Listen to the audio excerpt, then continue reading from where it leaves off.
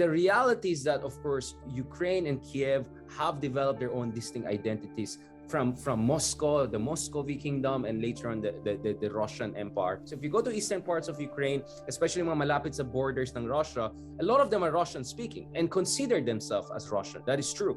But as you move towards the west, they completely do not relate with Russia or Russian culture. They more relate probably with Poland, they more relate even, let's say, with Hungary, with Austria, with Western European countries for that matter. No? So yun yung nagiging divergence nila over time. A lot of nationalists in Ukraine na ayaw sa Russia, they wanna downplay yung parts na meron silang a lot of shared history, or they were even part of the Russian Empire, while yung mga Russian naman, like Vladimir Putin, want to emphasize those times na talagang Ukraine was, had shared history with them or was part of the Soviet Union. So Ukraine actually was kind of like the jewel, industrial, technological, cultural jewel sa loob ng Soviet Union.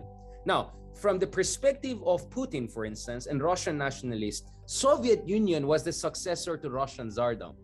But from the perspective of Ukrainian nationalists, no, Soviet Union was a confederation or a union of different socialist republics that decided to come together. Yung Ukraine, actually, when it's separated from the Soviet Union, Ukraine will stay as kind of a neutral country. Mid-1990s, there was this kind of a pseudo-neutrality agreement between the West and Russia. Nang Ukraine ay hindi sasali sa NATO or Europe for that matter, Ukraine will give up its nuclear weapons, but both sides more or less should guarantee na yung territorial integrity at sovereignty ng Ukraine ay irerespeto. That is why Ukraine is not part of the European Union today or NATO today. Ukraine could have joined the European Union or NATO just like other countries like Poland, like Romania, etc., or Bulgaria for that matter. Marami sa mga Slavonic or Slavic countries ay sumali sa NATO and European Union as soon as they separated from the Soviet Union. They tried to do that. Ukraine was given an impression na its neutrality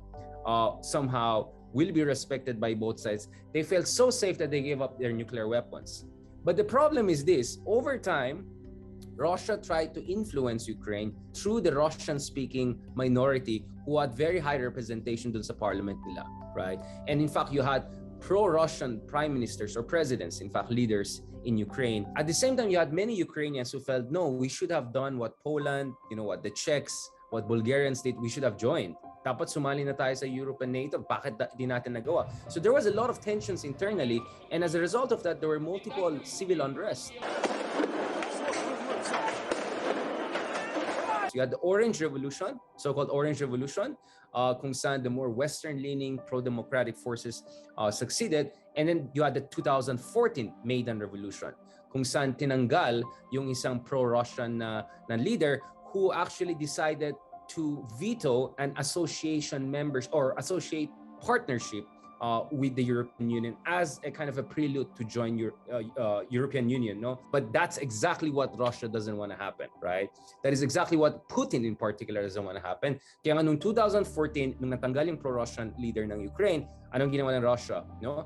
They supported pro-independent, separatist groups in Donetsk, Donbass, and those areas, and then at the same time they annexed Crimea. The fear of Russia is that as time goes by, Ukraine will be more and more westward oriented. It will get more and more military support, cultural influence from the West. That convinced Putin that something drastic has to be done. Otherwise, it's just a matter of time before Kiev and much of Ukraine will be just like another Poland, another Hungary, another Bulgaria. And para kay Putin, unacceptable yan. Nung panahon ni George W. Bush, sinabi ng Bush administration, ay dapat sumali na rin tong Georgia, dapat sumali na rin tong Ukraine. So naki-oo na lang yung mga Europeans. But the reality is that a lot of Western European countries, they were not very comfortable with Ukraine joining either NATO or EU or actually both for a number of reasons. Pagdating sa NATO, of course, the moment na pumasok ka sa NATO, may collective security obligations. No? So ang takot nila is that could provoke the Russian bear. And in many ways, we're seeing what's happening right now. I mean, they're not even inviting Ukraine to come in, and it seems the Russian bear has been provoked now. Russia is much more sensitive today about Ukraine. Ukraine also, up until recently, was seen as a country that had very weak institutions. Maraming mga yaman na oligarchs in Ukraine have been in charge of politics. So yung democratic institutions nila hindi ganun ka-advanced, hindi ganun ka-mature. And Ukraine has relatively low per capita income. Hindi ganun kalayo actually yung per capita income ng Ukraine sa Pilipinas. So hindi ka naman pwede sumali lang basta-basta sa European Union. You have to meet certain basic standards in terms of the integrity of your institutions, in terms of rule of law, in terms of economic development.